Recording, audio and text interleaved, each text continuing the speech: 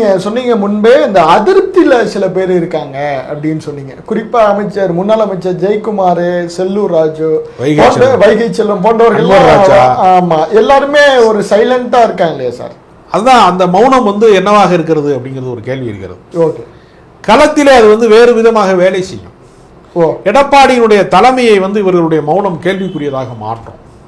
இந்த தேர்தலில் வருகிற சட்டமன்ற தேர்தலிலே எடப்பாடி பழனிசாமினால இந்த கட்சியை காப்பாற்ற முடியவில்லை, போதிய சட்டமன்ற உறுப்பினர்களை பெற முடியவில்லை, 10 தோல்வி பழனிசாமி என்று இவர்கள் வர்ணிப்பதற்கான இன்னொரு தொடர்ச்சியாக இவர் இருந்துவிட்டால் அவருடைய தலைமையினுடைய பதவி காலி செய்யப்படும். அவர் நிரந்தர தலைமையாக நீடிக்க முடியாது. அதற்கான ஒரு பெரிய ஆபத்து அவர் தலைக்கு மேல ஒரு கத்தி தொங்கிட்டு தான் இருக்கு. அதனால எடப்பாடி பழனிசாமி இந்த முறை நிரூபிக்க தவறிவிட்டால் அவர் தலைமை பொறுப்புல இருந்து அப்புறப்படுத்தப்படுவார்.